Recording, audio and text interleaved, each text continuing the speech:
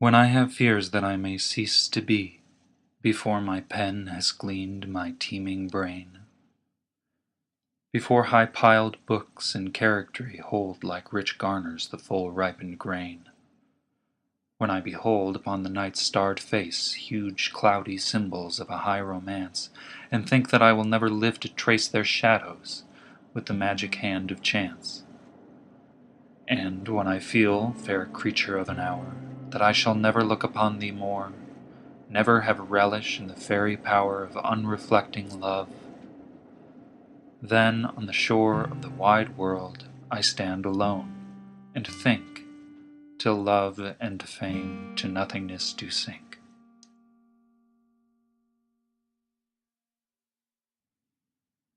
In this poem, Keats expresses his fear that he will die before his creative work is done, before he fills books with his poetic imagination. He gives us the image of walking alone at night, seeing his thoughts projected outward onto the stars and clouds. And he fears that he will die before he can bring these pale images to life in poetry. He then speaks to an anonymous woman, not one particular lover, but a fair creature of an hour, like a beautiful girl passed in a crowd that he might fall instantly and unreflectingly in love with. And he mourns that he should never have this fleeting experience again. In these three examples, and in the concluding 3 lines, Keats tells us what is most important to him, what are his most crucial personal values, why death is a threat to these values, and how to alleviate the suffering of knowing that death is sure to come. John Keats was born in 1795 and died at the age of 25 in 1821. Though all of his poems were youthful, and he was critically disparaged at the time, Keats has since come to be considered a central figure of Romantic poetry. His work is characteristic of Romanticism in its lyricism, its stress on personal values, and its integration of thematic content with sensory perceptual description. Let's examine how these characteristics are expressed in the present poem. Firstly, the intense lyricism.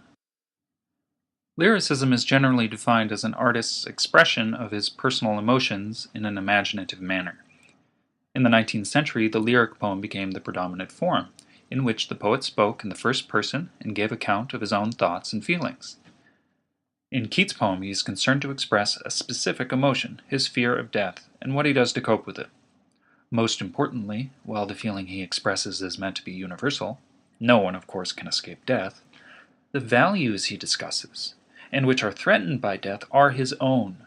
This is the most characteristically romantic element of the poem. As Ayn Rand states in her essay, What is Romanticism? The essential attribute of Romanticism is, quote, the independent, creative projection of an individual writer's values. When Keats speaks of beholding the night's starred face, or surrendering to some fair creature, he is speaking of the values that animate his own life. The poem is, therefore, expressive not just of the thematic content of contemplating mortality, but of the unrepeatable personality of the artist. Now, of course, the poem does have a conceptual theme, the problem of mortality, but Keats, being a masterful integrator of theme and subject, never tells us what the theme is. It is the thought that generates his examples, and therefore emerges only through them.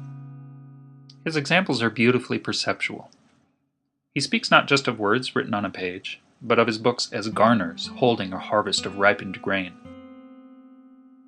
He does not speak abstractly of his imagination, or the struggle to turn the first suggestions of an idea into a work of art. Rather, he projects his imagination outward onto the night sky as though it were an object outside of himself, that he must try to trace the shadows of.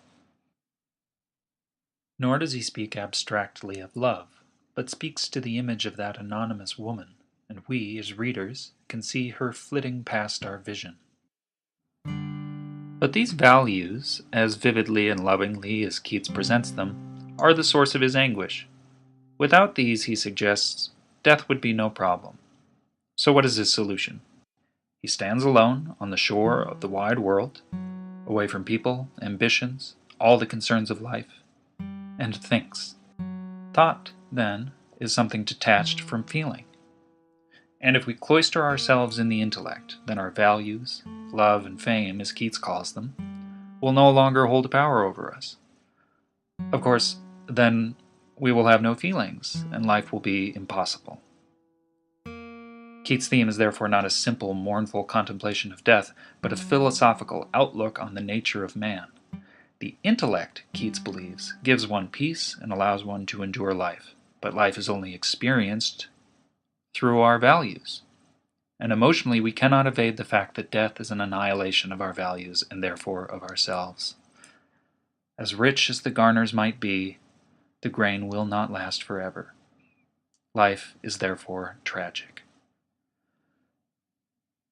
I think we can be thankful, though, that in his short life Keats harvested so much, that his hand traced so many shadows, and that we can relish the fairy power of his beautiful words.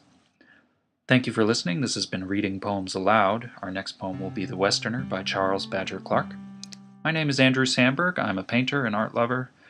Please visit andrewsandberg.net to view my paintings, or you can read my blog at andrewsandbergart.com. Plus follow me on Quora and Instagram.